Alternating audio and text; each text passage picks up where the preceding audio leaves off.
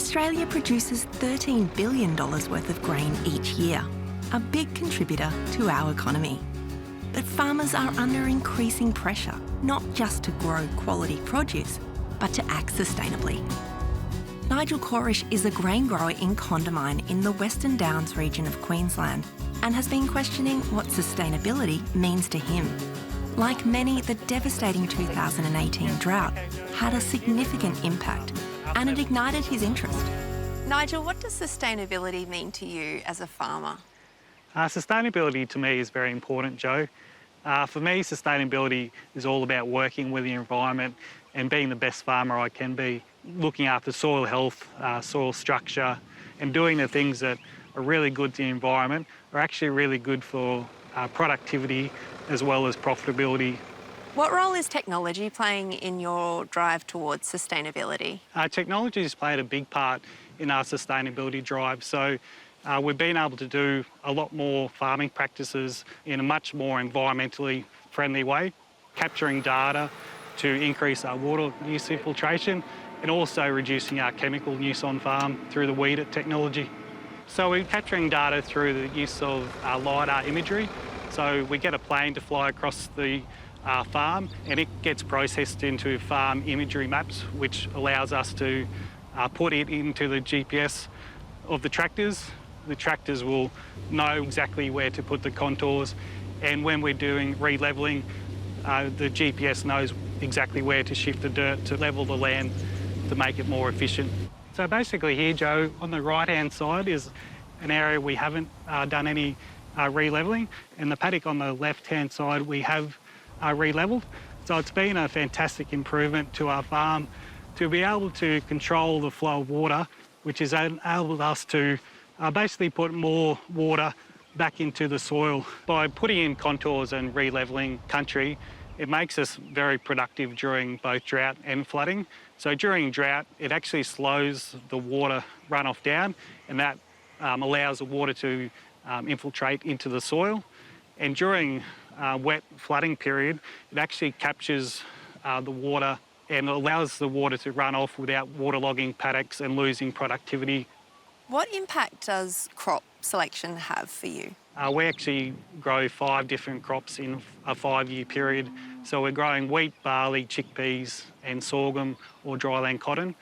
Whether it's a legume crop like chickpeas, which puts nitrogen or fertiliser back into our soil, or a barley crop, which is putting a lot of carbon and stubble back into our soil, creating diversity in our system. We want to move away from a monoculture system because that's where soil health really degrades. What's this high-tech farm equipment, Nigel? All the red lights, what's going on? Yep, so this is a fantastic bit of new technology for the farm. So this is a weeded camera sprayer. So the red light you see on the ground is actually detecting individual weeds for us to spray. So instead of spraying the whole paddock, we're actually identifying and spraying individual weeds. So this will target specific weeds? Yep, down to a 50-cent coin. So that's how accurate this technology is. It's reducing our chemical use by about 90% across the paddock. Ben Taylor is another grain grower in the district, and these chickpeas are an important part of his plan for farming sustainably. We're looking at this beautiful chickpea crop today, Ben. Why do you put chickpeas in? Yeah, Jo, so chickpeas are really important fit into our cropping program. So being a legume, they naturally apply nitrogen into the soil, and the following crop then benefits from that, and we don't have to apply as many synthetic fertilisers. And you can also sell the chickpeas. And we sell the chickpeas, yeah, absolutely. All right, Ben, is this a bumper chickpea crop? Beautiful chickpea crop, Jo. Yeah, we're really happy with this one. Being a tap-rooted plant, they're also improving the soil structure. And as you can see down on the ground there's some beautiful cracks in this black cracking clay.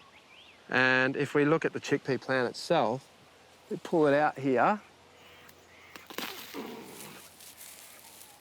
It's a tap-rooted plant, so you can see there's its tap root. That there is a nodule, a chickpea nodule, and that there, right there, is the reason we need to use less fertiliser next year on our wheat crop. And you don't till the soil. Tell me about that. It's very much a decision we make based on the ability to store as much moisture as possible. So we very much like the natural process of the clays to occur, which is a self-cracking clay, and so minimise the soil disturbance as much as possible. What's cover cropping? So cover cropping, Joe, as soon as there's a crop growing, it means there's root action below the soil level, so healthy soils. Above the ground, it creates cover to protect the ground from the direct sunlight and heat and evaporation. Everything you're doing seems to be about good soil health, am I right?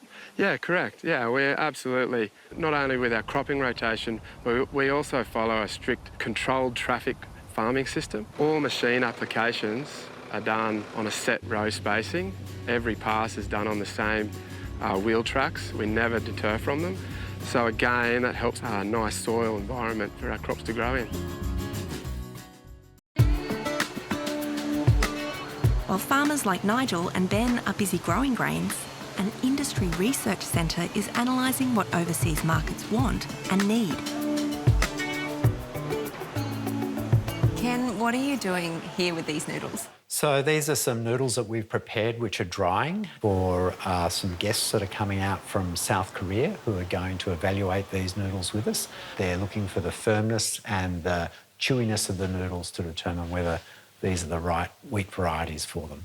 Do a lot of Australian grains end up in noodles like this? Absolutely. So Asian noodles is probably the biggest export use of Australian wheat.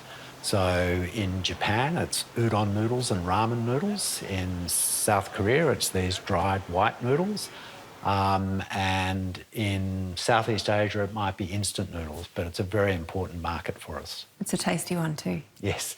And Australia has fantastic advantage in the noodle market, and that's got a lot to do with the colour characteristics, but also the texture characteristics of our wheats. Ken, what does AGIC do to promote sustainability in the grains industry? AGIC collects market insights, particularly with our international markets, so that we can understand requirements 5 and 10 years out.